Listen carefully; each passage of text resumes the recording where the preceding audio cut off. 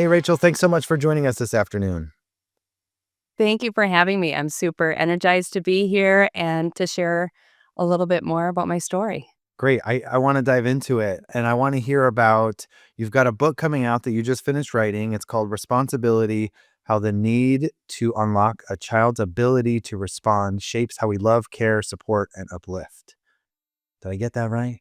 I think I Yes, got that you right. did. You nailed it. Nailed it. Can you Thank you. I got one. It's one for today. I nailed one thing today. We'll count that as a win.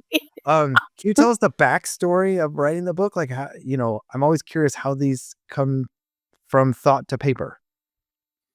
Yeah, I always knew I had a story in me, but I didn't know exactly what it was. And I guess I was patient and allowed time to unveil it Mm. to me.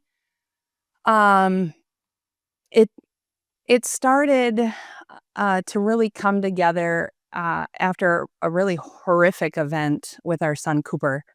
Cooper was 13 years old and he was at middle school lunch. And you can just imagine middle school lunch for an autistic with audio sensory and other sensories, just pretty chaotic. And he and Logan were standing in line and they were talking, chatting, and another individual turned and got into Cooper's bubble. And Cooper, um, there was an exchange, and it, the detail is in the book. There was an Mhm. exchange, and this other child came when Cooper finished getting through the line, and he was settling his tray at his table. He said, um, "What'd you say? What'd you say? Say it to me." And he just started beating Cooper, Sure. and Cooper lost his hearing. Cooper was in crushing pain. And the child continued like Tasmanian devilish, Yeah. circling around, dodging the adults, and he kept coming back and beating on Cooper. And Cooper, in that moment, as he would say, he didn't do anything. And I recognized for Cooper, when I picked him up, that he did everything. He did everything that we had taught him. Mm. And it was this series of appointments with specialists that I can recall them all saying consistently and individually, you have to write a book about this because people need to hear about your tools that you leverage because it helped Cooper remain who he was. He stuck to his values, his character. He emotionally regulated in probably the most difficult life experience anyone could experience. Yeah. And um, they just have never seen that. Yeah. And they were really impressed. So they're like, what have you taught him? And so I started telling him my different methodologies and frameworks, and they're like, you got to write a book, girl. Gotta You've write got that so much down. here. And so I was like, Yeah. okay, I'll take the torch and do it. I think for our listeners, I appreciate I had a chance to read your book. Thank you for that. But Yeah. for our listeners who don't know, I mean, this was not an insignificant fight. I mean, he ended up Cooper was in the hospital. I mean, there was afterwards he had to There see was a specialists. There TBI. was, I mean, Yeah. lawsuits and other things all happened. Like there's a lot to this event. So I just want to make sure that people understand that because that's a big deal. Yeah. Yeah. Part of the journey, there was the physical harm and healing that had to occur from the attack. And then there was the court proceedings because the district attorney brought criminal charges against a 12-year-old Wow. boy. And the 12-year-old boy was found guilty and charged and convicted on third-degree assault felony charges. Wow. So it was quite Yeah. significant. And that the court process took about 6 months. And I think that there was such healing in that for Cooper, Mm. that day of court as we sat in that courtroom and he saw accountability Yeah. for that other person's actions against him. It was very healing. I imagine that process was healing for you as well, but also being able to take your thoughts, put them on paper, share the story plus, right? It's not just the story of that Yeah, event, it's also the teachings that you had leading up to it. I imagine that was a healing process for you as well, right? it was. It took me many years to write this book, because it was so emotionally charged. I had to I had to walk away from it so many times, and I would take months and months of a break from it, um, and each time I would come back to it re-energized and confirming and validated that I need to get this content out in the hands of people. And this isn't just for neurotypical, this is for everyone. Everyone can use responsibility, that ability to respond with Yeah. intention versus just reacting. And that's what it's about. It's about building that skill, both for adults and for kids. Can you explain a little bit more what you mean by the ability to respond instead of just react? Yeah, I think as as a mom of an autistic, our journey has been a lot of learning how to teach emotions, learning how to teach emotional regulation, learning how to apply those skills in different settings. And when you're doing that, you're teaching, at least we taught Cooper, this is how we expect you to show up. And we couldn't calculate every situation. Clearly, we did not calculate that lunchtime situation, right? But we at least gave him the tools and an assortment of tools to be able to call upon so that he could, in his mind, know, even though he was being beat brutally, I don't touch people and I don't hurt people. And I don't need to come out of my character. I don't need to come out of my value set of how I show up just because this is happening to me. So I think that is a super important part of the ability to respond. How are you showing up? What are your values? How are you holding yourself to a standard in the situations that you come into life at?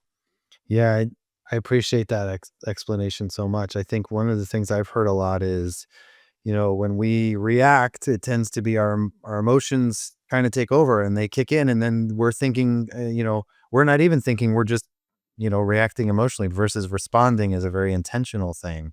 And we allow for space and we allow to time to recognize our emotion and what we're feeling kind of on the inside, but also then choose the way that we act. And I heard that a lot in the book that you wrote. I heard a lot of that, or I read a lot of that, I should say, in that moment for Yeah. Cooper.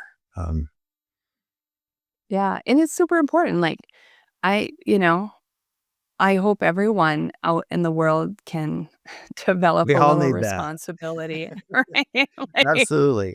let's just all get our responsibility put together. Yeah.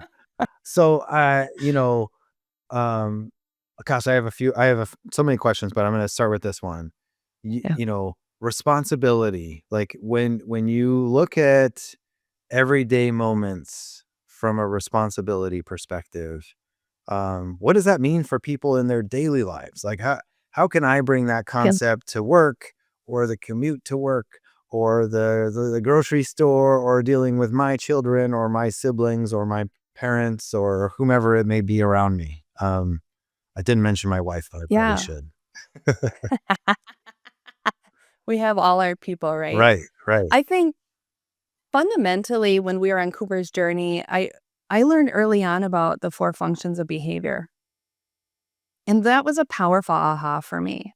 And I think parents, whether they're introduced to that concept of four functions of behavior, it's super powerful once you learn it and once you apply it. And I think that helps me as a mom Oh yeah. respond. Because if I can understand, is this seeking attention? Is this avoidance? Is this tangible? I want that. Is this sensory?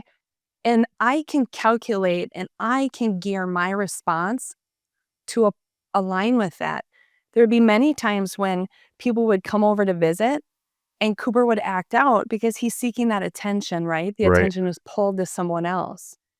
But instead of sending him to his room, which is the complete opposite of what he wants, I had to say to him, I see you and I want you a part of this conversation, or would you like to come outside and sit with us on the porch while we visit, right? Like, I had to Mm, fold him into that and learn how to bring him into it.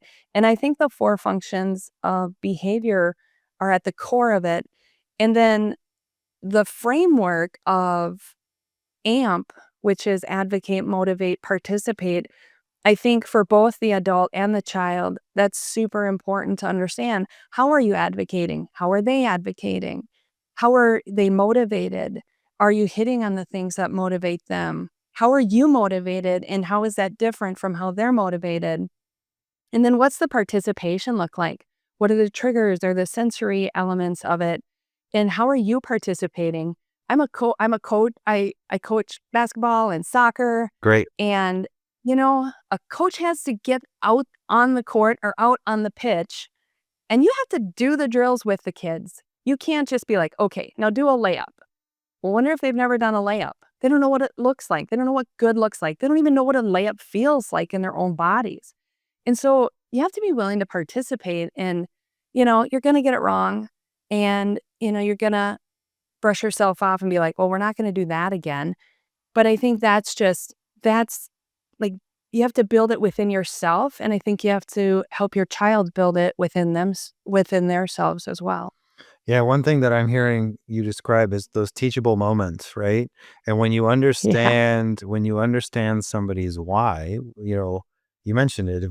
If Cooper's misbehaving and he's trying to get that attention and you understand why that's happening, then you have that as an opportunity to teach the appropriate behavior or say like, "Hey, I understand this is what you're looking for, you know, let's Yeah. try this instead." And there's lots of ways to teach in that moment, but really it's knowing the root of the cause of what's happening. Yep. I also think we don't do enough reflecting. Sure. Every day on the drive to school, and this was middle school, every day we would go over the 3 things of how we would show up. Be fair and just, be kind and loving, and be humble. And we would review those things and we'd say, which one are we going to have to really work on today? And be mindful of that and intentional of that as you start your day. When I'd pick Cooper up from school, I'd go over each hour of his day. Because in middle school, you come into contact with a lot of different teachers because now your schedule's different, right? So you Right. can have 5, 7 different teachers, different personalities, expectations, classrooms. And we go over every hour and say, what did you practice? How did it go? What stood out to you, right? Reflection was a huge part Ugh. of his learning and growth and how to respond and really getting feedback. Like, I didn't hold back. You might have autism, but I'm going to tell you the truth, buddy. And I'm going to tell you with love. It's going to be Right. wrapped up in all sorts of love, but I got to give you the feedback because I want you to be awesome. Like, you are awesome. I want you to be even more awesome. Like, grow your awesome. Right. Is that Mhm. excuse me, is that what you mean when you say, creating mindset shifts for parents? Right? That Yes. idea of instead of just, "How was your day? Okay, good, great, let's keep going." Like, really pausing, reflecting, thinking about what could have been done differently, not always better or worse, just sometimes differently, and, Yep. but that's a deliberate time you set aside, right? Yeah. And I think it's easy, right? I work as a professional. I'm a mom, and I think we can get busy in our daily lives, and our daily lives can create all sorts of busy for us. But we have to be willing to be curious with our children Mm, because they're our future, and we have to be willing to watch them, observe them, coach them, ask the questions, ask the challenging question and just be really curious in that. And that does take time. And one thing that I found worked really well with Cooper, and it's in the back of the book as worksheets, is setting goals and developing capabilities. That has to be intentional. He did not develop his self advocacy skills out of the blue. They just didn't drop in his lap. He had to work really hard at it. And he's still working really hard at it because now he has great self-advocacy, but he could probably polish it a little bit so that people could receive the information For sure. and have a better interaction. But hey, I'm not judging it because I'm like, dude, you found your voice. I love it. More of it. So there's that part of it too, is really setting those goals of what do I need to work on next? And we would do that at his birthday every year. We set goals. And if he meets them in 3 months, 3 weeks, or in that year marker, we set another goal and we develop on those capabilities. I think that's, I, it's just a little bit similar to what people do with a New Year's resolution, right? And they have the idea of like I'm going to do this every New Year's, but like I like the idea of it being tied to birthdays. I think like there's some newness there also, and it just And gives you, growth. You're a year older. yeah, well, I'm older. You're a year I ask my kids we're every growing up. year on their birthday, like, what's different now that you turned whatever age than it was last year? And sometimes they throw out things like, oh, I can stay up later. And it's like, well, maybe that's true. But also sometimes it's my school is harder or I have to navigate different friendships and things like that. I mean, that's a great time to have that conversation. Rachel, I want to That's switch right. a little bit. So much of of your book outlines some the toolbox, right? Some of the things in the toolbox, and there are some that really stood out to me, and so I just want to chat about a couple of those. But um, uh, the first one that comes to mind is the odd and even days. This one is something that I use in my house, and we don't quite use it the same way. But like, can you explain for everyone what you mean by odd and even days? Yeah. So it was rooted out of there was chaos in our car trips because our daughter Charlie, who's about 2 years older than Cooper, loved to sing. She has a love for singing. And so she was always wanting to sing. Well, Cooper in his sensory, he wanted it quiet. And I quickly realized after months of this tug of war occurring that I was squashing Charlie's ability to sing for Cooper's desire to have silence. Mm. And that wasn't fair to Charlie. And so I thought about it and I thought, you know what, we can do odd and even. And Cooper, you were born in September, so you're odd. And Charlie, you were born in February, and that's an even month, so you'll be even.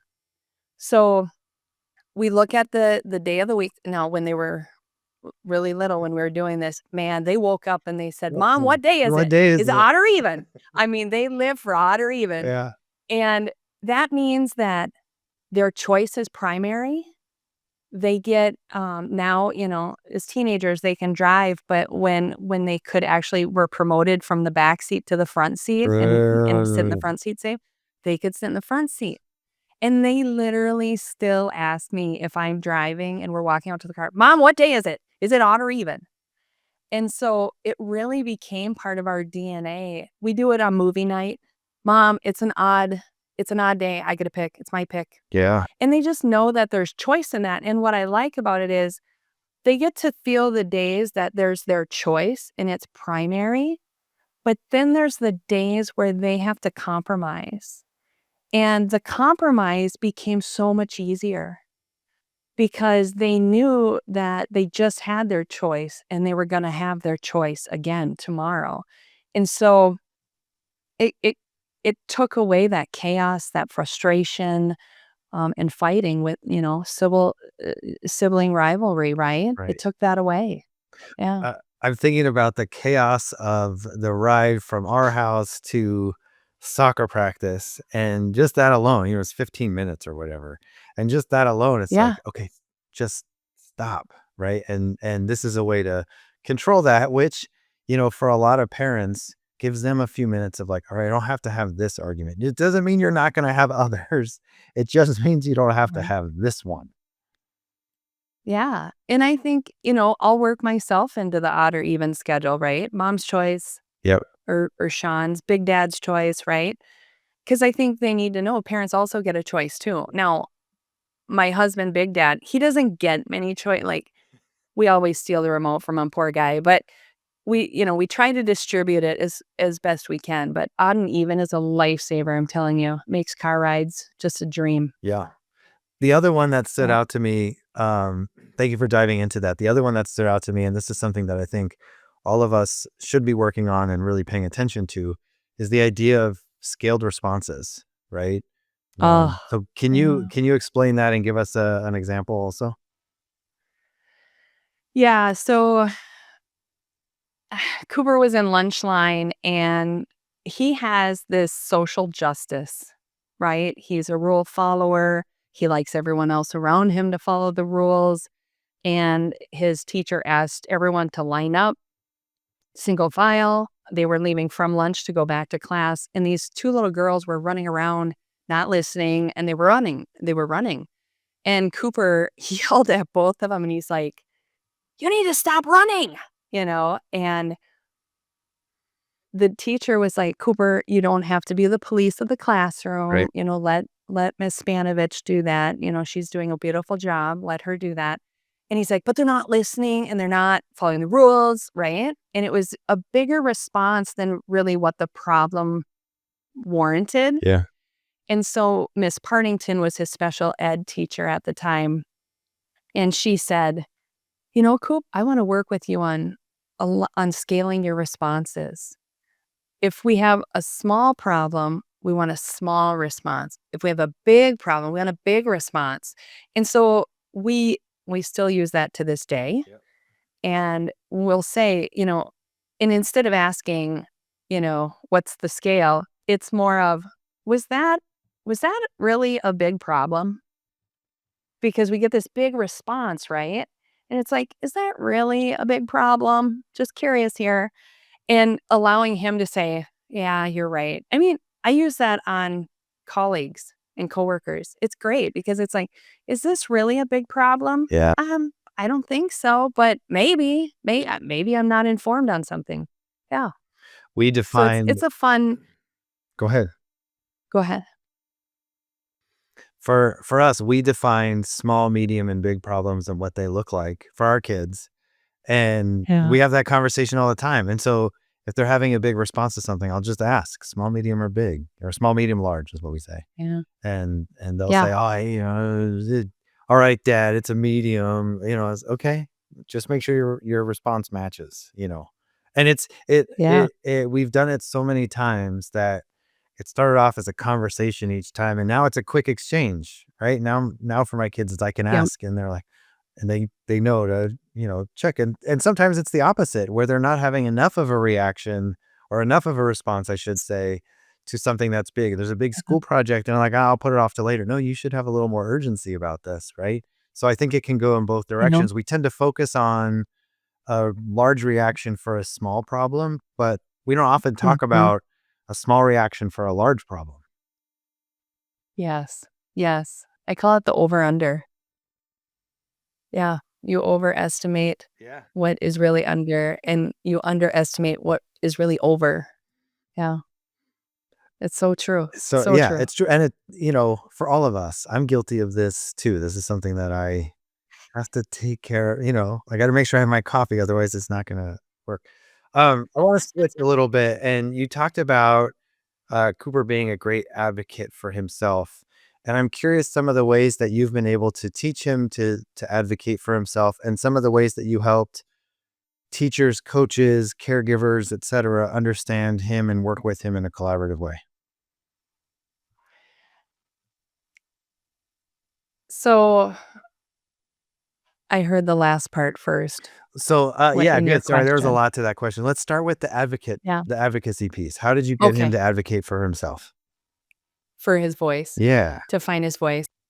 I use this simple saying at home. It's a mantra. Find your voice. Uh, And I use that, with our daughter Charlie too, because being a girl, she I found that she always kind of became small in certain settings. And Cooper, he was nonverbal until he was 3 years old and went into speech therapy, and then he became verbal and had speech. So he was always hesitant to speak because he was worried about the judgment of his articulation, pronunciation, right? And now he's so well spoken. It's amazing. And I use this phrase of find your voice. Mm. Whatever that is, I'm not going to judge it, but just find your voice and use it. And I think also the know it, own it, and share it concept that's in the book is really important. Cooper's known he is autistic since the day he was diagnosed at age 7. Mm. And now he's 17 to just kind of benchmark. It's been Yeah. 10 years. So he's known ever since. And he didn't really know what that meant initially, but it was in middle school. I think it was in 8th grade. He really he came off the soccer field and he said, "Mom, what does my autism look like?" And so we discussed it a little bit, like, you don't always make eye contact. Um, you're still refining your emotional regulation in stressful situations. And you know, you're refining that response in your self-advocacy. How are you self-advocating? And it was the light bulb of he really understands he is in control of how people see his autism. And he doesn't look at autism as a bad thing. He looks at it as a special power. He's got special powers that other people don't have. He reads people, and he does so many other great things. And so he was like, "You mean that I don't have to always show my autism?" I'm like, "Buddy, when you put on those soccer cleats, nobody knows you're autistic." Right. And, if they know us as a family, they know you're autistic, but they didn't before they knew us. And so I think there's that part. So knowing it, and then how do you share it, right? Yeah. Because when he was little, he would beg me to share his needs with the coaches or the teachers, right? "Mom, tell him how to work with me. You work with me so good, Mom. You just get me, Mom. Tell him, how can they just get me, Mom?" Right? He would just beg for me to help them. And so I started creating PowerPoints. I started creating slide decks because Yeah. that's what I do for a living is, consulting and solving problems. So I started putting oodles of information together and meeting with teachers and be willing to hear what they understood about it and filling in that gap of knowledge. And there's going to be some that just don't get it. And then there's others that are going to take that information. And I find what's so powerful is his high school soccer coach, Coach Trudeau, is also the AP psychology teacher that he's in a class in right now for. And Coach Trudeau saw that a teacher was struggling to work with Cooper this year. And Coach Trudeau, I didn't ask Coach Trudeau. Coach Trudeau took it upon himself and he went over and he talked with that teacher and he said, "Hey, here's a few tips of how to work best with Uh, Cooper and meet his needs." So I think like if you know yourself and the people around you know you and you're willing to speak up, because Cooper and Coach Trudeau obviously have gotten to know yeah. each other on the field and off the field, then it's pretty easy for Coach Trudeau to go, "You know what? I can go advocate for that kid Yeah. because he's worth it." So tell me about this PowerPoint. I think that what you just outlined is a very powerful thought, right? For being able to own sort of who we are and be able to share it. And in doing so, having allies help us and advocate on our behalf with us, right? We all need all those things. So tell us about this Yeah. PowerPoint. I mean, this power is it with like 15 slides and then this is like, details on it. Like, how did you like I want to know about the PowerPoint and then like how you go about creating this with Cooper. Because it's not for him. You don't make it for him, correct? Correct. It's You make for the teachers. Right, you It's make it for with coaches. him. Yeah. Yeah, okay. Yes. Yes. So again, it was all understanding his autism. Again, it's a spectrum. Everyone is different and there's different triggers, needs, support. And so we really tailored it to him. I have a whole page on like what are triggers for him and why those triggers exist. And then there's other pages within that talk about support mechanisms and how to deploy those supports, right? Like I had to tell a principal one time, I said, "You talk too much." And he's like, "Whoa, And I said, "You didn't read his support mechanisms." And he's like, "No, I haven't dug into that." And I said, "Well, maybe you should, because you would learn the 3 Bs in that. There's, many things in the support side, but you learn about the 3 Bs." And he's like, "What are the 3 Bs?" I said, "Be brief, be bright, and be gone."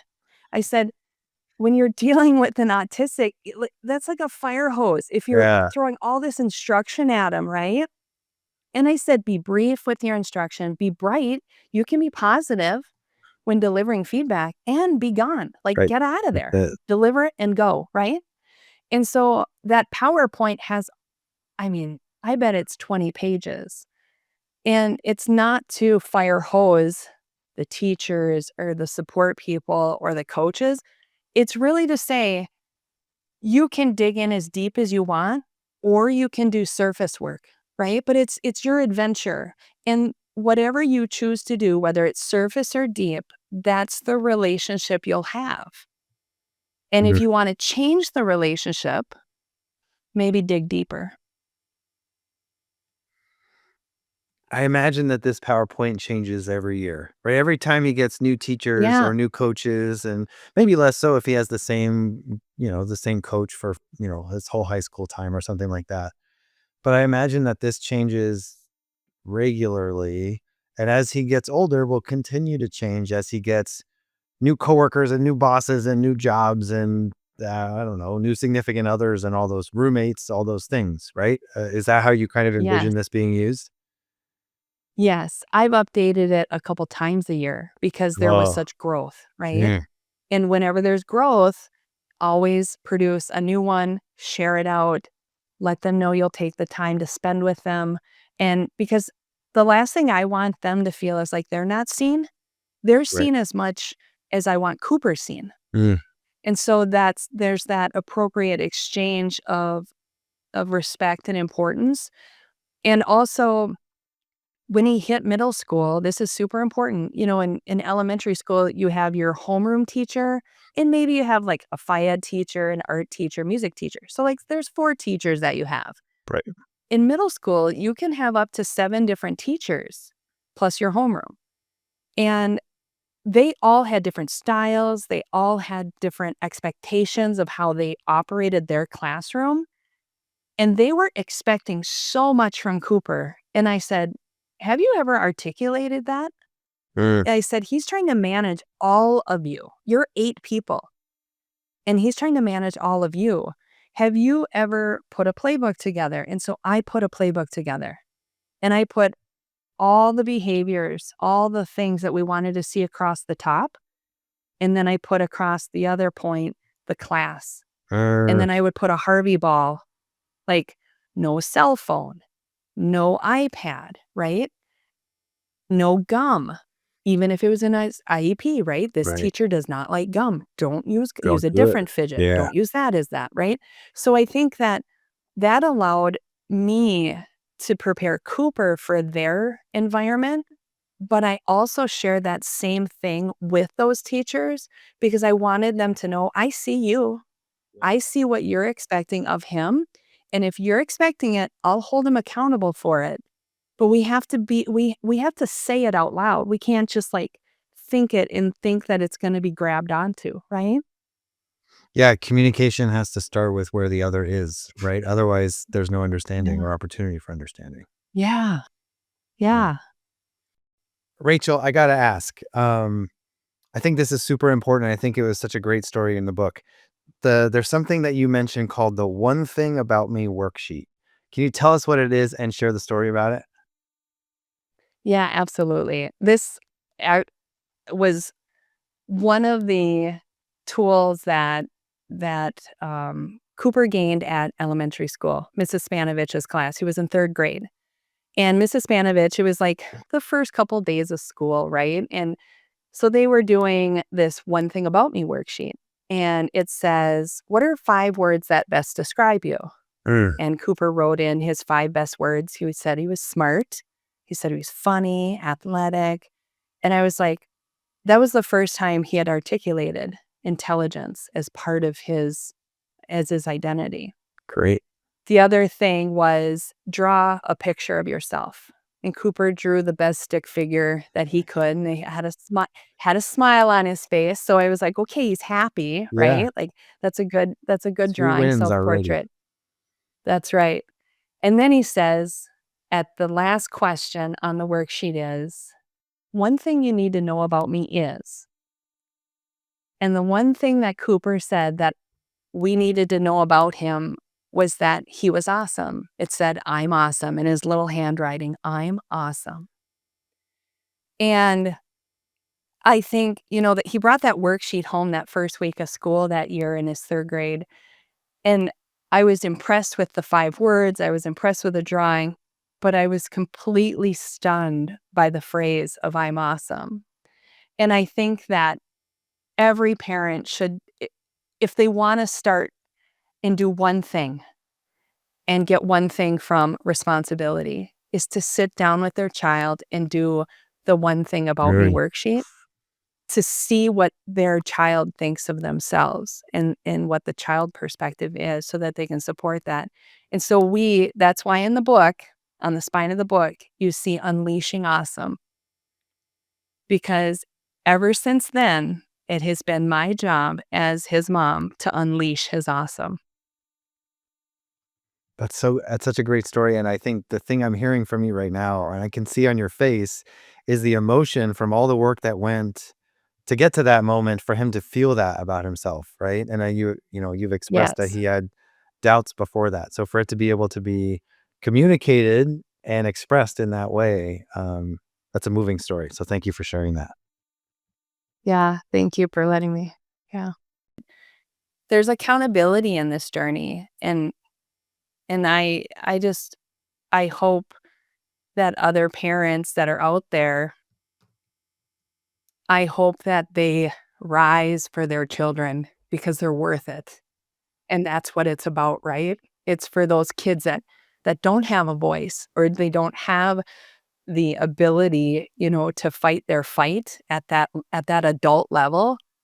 And man, when I walk into a room, I walk in fierce. And I'm nice, I'm kind, but boy, there's a stick of accountability that comes with me. Yeah. So thank you for letting me share. Yeah. It's very, oh, I can't wait to share it with my social media and just hopefully make a difference. That's what it's about. It's about making an impact. Yeah. Rachel, I'm so excited that we had time to connect today. I want to ask when is your book coming out and where can people find it? Okay, so this is so awesome. I do everything very intentionally. If you haven't noticed, it's all about intention. So January 18th, 2026. And you say, well, why January 18th? That was the day Cooper was beat in the lunchroom. Mm, And I wanted to redefine that date for our family.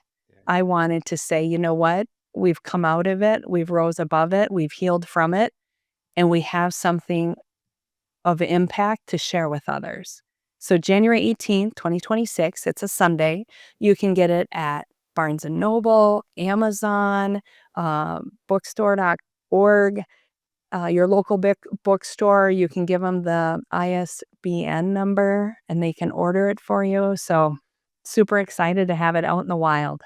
Great. Well, Rachel, thank you so much. We appreciate you coming on and joining us today. And also good luck as your book launches in the near future. Looking forward to hearing how it goes. Thank you. Yeah, thank you. It was awesome. Thank you for allowing me to share. Of course. Of course.